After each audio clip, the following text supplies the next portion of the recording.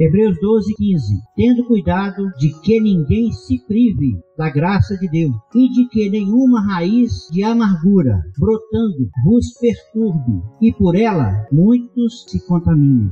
Volta um pouquinho, passa a Filemão, chega em Tito, capítulo 3. Aí nós vamos ler do 3 ao 8. Porque também nós éramos, noutro tempo, insensatos, desobedientes, extraviados, servindo a várias concupiscências e deleites, vivendo em malícia ou inveja, odiosos, odiando-nos uns aos outros. Mas quando apareceu a benignidade e caridade de Deus, nosso Salvador, para com os homens, não pelas obras de justiça que houvéssemos feito, mas segundo a sua misericórdia, nos salvou pela lavagem da regeneração e da renovação do Espírito Santo, que abundantemente Ele derramou sobre nós com Jesus Cristo, nosso Salvador, para que, sendo justificados pela sua graça, sejamos feitos herdeiros, segundo a esperança da vida eterna. Fiel é a palavra, e isto quero que deveras afirmes, para que os que creem em Deus procurem aplicar-se às boas obras. Estas coisas são boas e proveitosas aos homens. Eu quero conversar um pouquinho com você hoje sobre graça, mas eu quero falar da graça aplicada, a graça prática.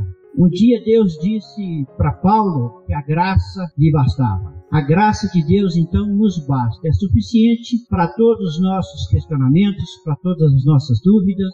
O Espírito Santo testifica no nosso espírito que nós somos salvos por causa da graça de Deus. O primeiro versículo que a gente leu fala para a gente ter cuidado com as raízes de amargura. Fala para a gente ter cuidado para não privar outras pessoas da graça de Deus. Quando a gente pensa na graça de Deus, às vezes a gente lembra da justiça dele. É muito fácil entender, às vezes, quando Deus exerce justiça de maneira, às vezes, até violenta, até dura. E aí fica fácil a gente entender, porque o homem gosta mais da vingança do que da justiça. O homem gosta mais de exigir o seu direito do que cumprir os seus deveres. O homem gosta mais de ter a sua causa resolvida do que pensar no outro. E aí que está a diferença da justiça de Deus para a nossa justiça. Por isso que quando a gente vê que Deus um dia lançou fogo e enxofre sobre Sodoma e Gomorra, imediatamente o coração da gente vai pensando que não, Deus estava certo. Sodoma e Gomorra mereceram, realmente mereceram. Foi feito juízo, eles foram condenados e fuzilados pela justiça e pela ira de Deus. Quando a gente vê Deus endurecendo o coração do faraó e fazendo todas aquelas pragas virem sobre o Egito para mostrar a sua grandeza, para mostrar quem ele era, a gente pensa assim, o povo do Egito mereceu aquilo tudo. Quando a gente vê o povo de Israel caminhando durante 40 anos pelo deserto, perambulando, perdendo tempo por causa da dureza do coração, a gente logo pensa, eles mereceram. Eles tinham que ter passado por aquilo mesmo, porque eles tinham o coração duro demais. Só que Deus estava falando comigo que geralmente a gente pensa que os outros têm o coração duro.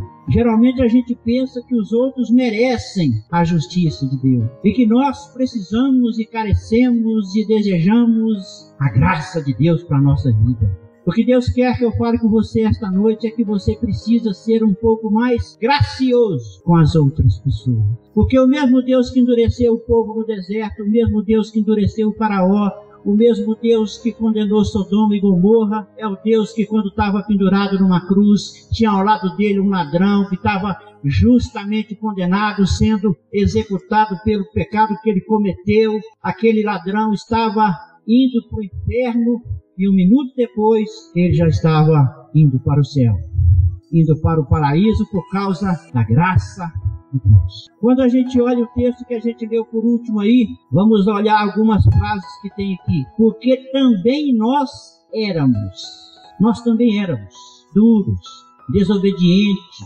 pecadores, e ainda somos pecadores. Nós também éramos injustos, nós também gostávamos de ver as pessoas sofrerem. Tem gente, por exemplo, que, e eu até pouco tempo, pensa que pessoas do tipo de Fernandinho Beiramar têm que ir para o inferno, que ele merece o inferno, porque ele é cruel, ele é mau, ele já matou muita gente, ele já prejudicou muitas famílias. então ele tem que ir para o inferno. Mas o meu Deus não pensa assim. O meu Deus ama a alma dele do mesmo jeito que ama a minha. O meu Deus ama a vida dele do mesmo jeito que ama a minha. O meu Deus quer que todos se arrependam, se convertam e venham a ser salvos. E no meio desses todos estão incluídos todos os meus parentes, estão incluídos todos os meus amigos, estão incluídas todas as pessoas que eu amo, e estão excluídas pessoas que eu ignoro, estão incluídas pessoas que eu penso que devem ir para o inferno. E aí a pergunta de Deus para mim nesta noite: por que você se preocupa tanto em julgar, medir as pessoas, quando a Bíblia diz que com a mesma medida com que medirdes, os medirão a vós? Por que eu quero misericórdia para mim e quero juízo para os outros? Por que eu quero o amor de Deus para mim e eu quero a justiça de Deus para o outro? Por que quando eu prejudico alguém, eu quero que todo mundo me perdoe, eu quero que Deus me perdoe, eu quero que a pessoa que eu prejudiquei me perdoe, e quando alguém me prejudica, quando é o meu calo que dói, quando é a minha canela que foi chutada, eu quero que a pessoa se arrebente, eu quero que a pessoa seja punida, eu quero que a pessoa seja presa, eu quero que a pessoa pague pelo que ela fez. A Bíblia diz que eu sou um templo do Espírito Santo. A Bíblia diz que o Espírito de Deus habita em mim. E o Espírito Santo de Deus é Deus habitando em mim. E esta mesma Bíblia me diz que o meu Deus é amor. E essa mesma Bíblia diz que eu tenho que refletir como um espelho a glória do Senhor. Um dia, Moisés disse para Deus assim: Senhor, mostra-me a tua glória. Mostra-me a tua face. Não sei se você já prestou atenção no texto lá, mas o que Deus disse para Moisés foi exatamente assim: esconda-se na fenda daquela rocha e eu vou passar de costas, você vai me ver de costas. E eu farei desfilar diante de ti toda a minha bondade. Refletir a glória de Deus é refletir o amor dele, é refletir a bondade dele. Por isso que o dia que um cidadão chamou Jesus de bom, ele disse: bom é o meu Pai. Por que me chamas de bom? Bom é o meu Pai que está no céu. Lógico que quando ele estava dizendo aquilo, ele estava querendo que a pessoa enxergasse, entendesse e visse que o Pai dele é o amor, em essência, é a personificação do amor. E aí quando a gente olha aqui e a gente vê que nós éramos, o Espírito Santo às vezes toca no coração da gente. O Espírito Santo nos leva a olhar sem hipocrisia para dentro da gente mesmo e fazer a pergunta: será que eu era mesmo? Qual que é a lista do éramos aqui? Será que eu era insensato, desobediente, extraviado, servia mais às minhas cobiças e às minhas vontades, aos meus prazeres? Será que eu vivia na malícia e na inveja? Será que eu vivia odiando uns aos outros? Ou ainda resta um pouco de malícia, um pouco de ódio, um pouco de desobediência, um pouco de coisas que desagradam a Deus aqui dentro do templo do meu coração, onde o meu Deus habita? Quero lembrar você que um dia Jesus chegou no templo e tinha algumas coisas que não o agradavam lá naquele templo. A reação dele foi pegar o chicote, chicotear quem estava lá, derrubar a mesa dos cambistas e dos que vendiam pombas e fazer uma limpeza geral na casa dele. Eu quero dizer para você esta noite: olha bem para dentro da minha casa. Como é que está a minha casa? A minha casa é uma casa de noiva ataviada, esperando pelo noivo. A minha casa é uma casa limpa, é uma casa bonita, é uma casa perfeita. Ou a minha casa ainda está cheia de raízes de amargura? Ou a minha casa ainda abriga um coração que não sabe perdoar as pessoas? É muito fácil falar de perdão, difícil é exercer o perdão. É poético falar de amor, difícil é amar as pessoas. É muito bonito falar: eu amo meu irmão. Quantas vezes na igreja o pastor manda você, vira para o seu irmão e fala: você vai ter que me amar, foi Jesus que mandou, eu te amo em nome de Jesus. Quantas vezes a gente declara amor da boca para fora? Quantas vezes eu falo que amo o irmão, mas Na primeira vez que ele escorregar comigo, eu quero arrancar a orelha dele. Quantas vezes eu falo que te amo, mas na hora que você precisa de mim, você não pode contar comigo, porque eu não tenho tempo para você. Minha agenda está cheia, eu tenho muita coisa para fazer. Eu não tenho tempo para ir na sua casa escutar você reclamar de alguma coisa que está te incomodando, de alguma dor que você está sentindo, porque eu não estou sendo para você aquilo que eu digo que sou.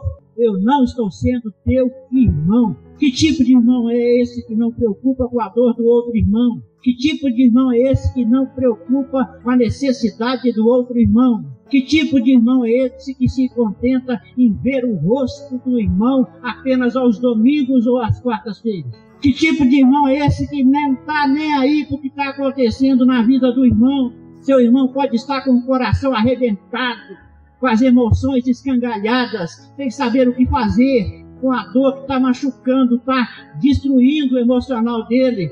E ele vem aqui para a casa de Deus buscando socorro. E o máximo que ele ouve de nós é: eu te amo em nome de Jesus. Porque ele quer que você olhe dentro do olho dele e exerça a graça e o amor de Deus na vida dele. O que ele quer é que você enxergue aquilo que está machucando o coração dele. O que ele quer é que você enxergue que ele está precisando mais de um irmão do que de um amigo. Ele está precisando ver Deus fluindo através da sua vida para alcançar a vida dele. Ele está esperando que você seja gracioso com a vida dele, assim como você quer que a graça de Deus seja abundante, superabundante na sua vida. Por que eu preciso aprender a ser gracioso, a exercer a graça de Deus? Porque o versículo que a gente leu diz com todas as letras, Hebreus 12:15, tendo cuidado de que ninguém se prive da graça de Deus e de que nenhuma raiz de amargura brotando vos perturbe e por ela muitos se contaminem. Olha para dentro do teu coração, como é que está? Olha para dentro das tuas emoções, como é que estão? Você está bem mesmo? Você fala comigo que está bem, com medo de, se você falar que está com algum problema, eu pensar que você não está com a vida no altar, você está em pecado, porque infelizmente a maioria dos crentes tem essa mania.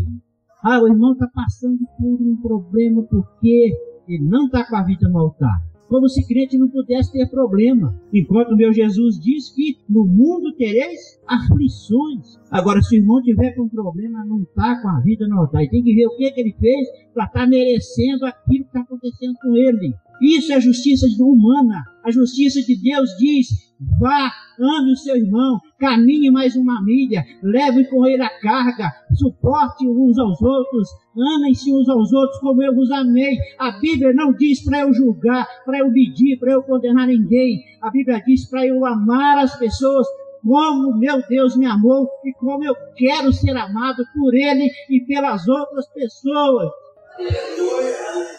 Que amor é esse? Que amor é esse que está aí no teu coração? Amor egoísta, que está preocupado com você mesmo. Você quer que todo mundo te ajude, mas quem que você está ajudando? Você quer que todo mundo te visite, mas quem você visitou nessa semana? Você quer que o amor transborde na sua vida. O amor não é uma palavra bonita. O amor depende de atitudes. A graça de Deus é derramada na vida daqueles que decidem amar as pessoas. Raízes de amargura que crescem, falta de perdão no coração, egoísmo, às vezes inconsciente. Às vezes eu penso que eu estou só buscando o meu espaço, estou querendo só o meu quinhão, estou só lutando pelas minhas coisas. Mas às vezes eu me envolvo tanto comigo. Eu não enxergo o outro. Que Deus pede para você nesta noite, pode ter certeza, o que está pedindo para mim também é que a gente precisa nos amar uns aos outros, assim como Ele nos amou. A gente precisa parar, sabe? Parar de viver de aparências, parar de compromissos, parar de vir à igreja aos domingos para cumprir a obrigação de ir à igreja ao domingo. O vir aqui aos domingos tem que ser para ter a alegria de olhar no rosto do irmão e você não precisar dizer para ele. Ele sabe que você o ama, porque na hora que ele precisou, ele pôde ligar para você. Você foi lá na casa dele. tomar um cafezinho, ouvir um lamento, comemorar uma vitória dele, chorar com ele, isto é, comunhão.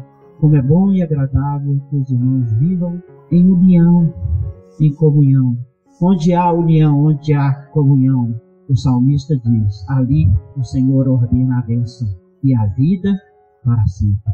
Eu não sei se você está entendendo direitinho o que Jesus está falando para você nesta noite, mas é para você sair daqui hoje diferente do jeito que você entrou.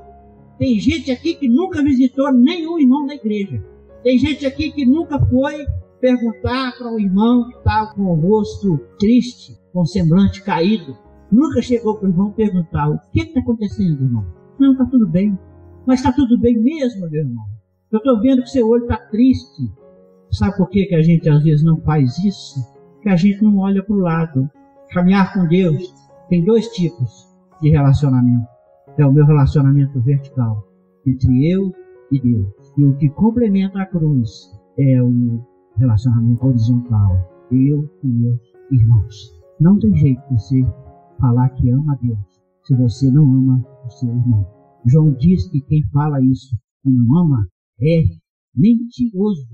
Repete comigo assim: Senhor Jesus, que o teu amor e a tua graça sejam derramados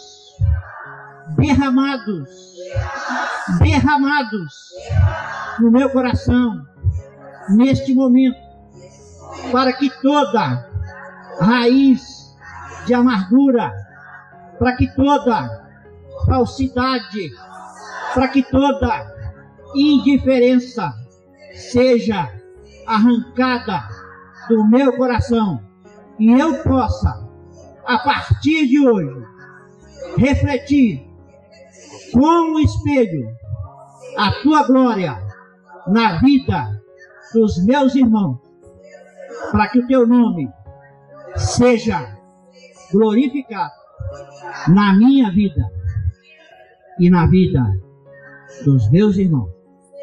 Em nome de Jesus. Amém. Que Deus abençoe a tua vida.